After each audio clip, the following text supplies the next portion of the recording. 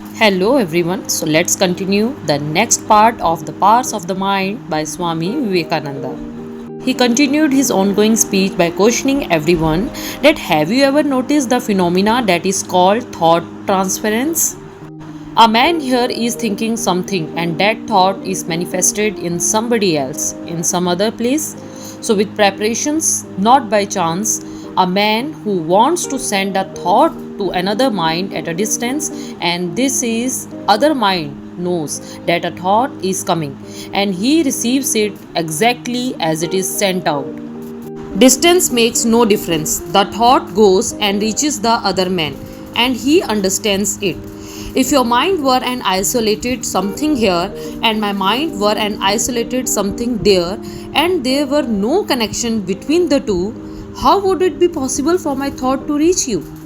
So, in the ordinary cases, it is not my thought that is reaching you direct, but my thought has got to be dissolved into eternal vibrations, and those eternal vibrations go into your brain, and they have to be resolved again with your own thoughts. Here is a dissolution of thought, and there is a resolution of thought. It is a roundabout process, but in telepathy, there is no such thing, it is direct. It shows that there is continuity of mind, as the yogis call it. The mind is universal. Your mind, my mind, and all these little mind are fragments of that universal mind, little waves in the ocean, and on account of this continuity, we can convey our thoughts directly to one another. You see what is happening all around us. The world is one of influence. Part of our energy is used up in the preservation of our own bodies.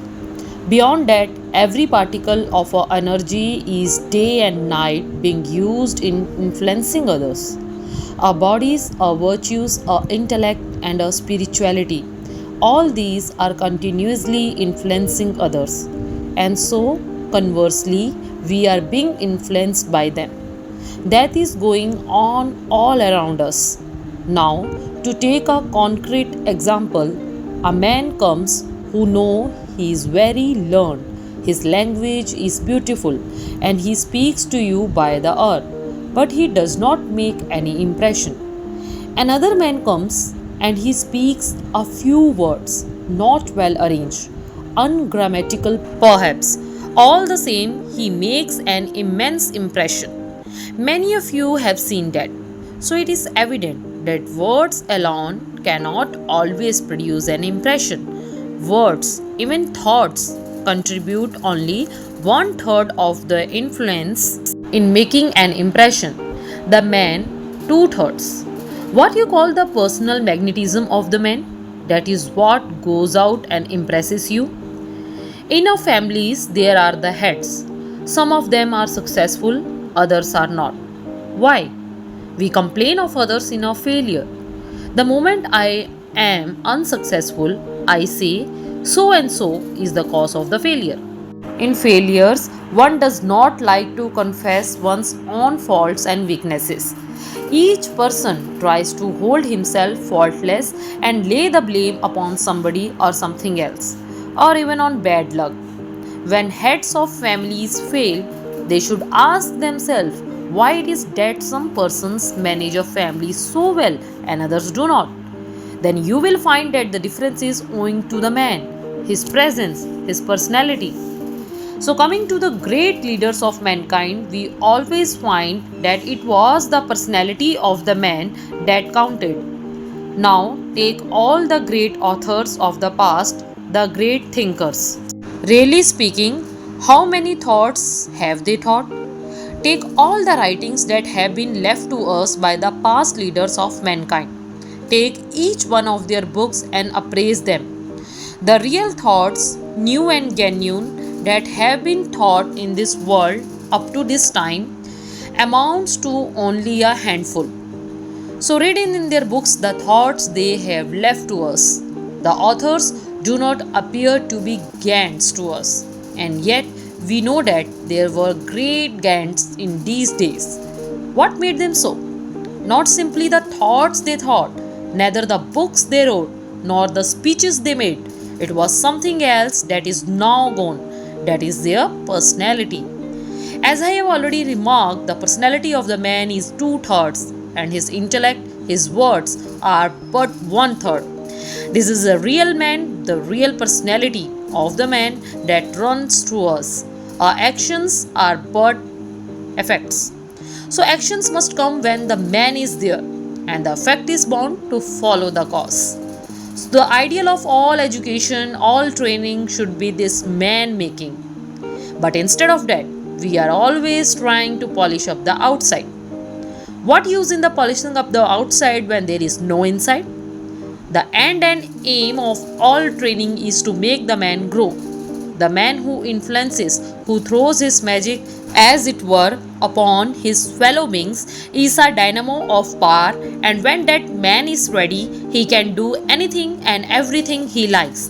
That personality put upon anything will make it work.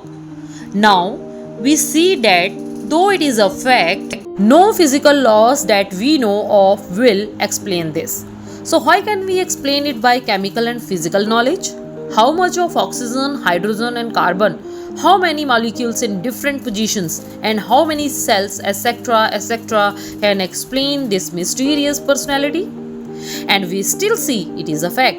And not only that, it is the real man, and it's that man that lives and moves and works. And is it that man that influences, moves his fellow beings, and passes out? And his intellect and books and works are but phrases left behind. Think of this.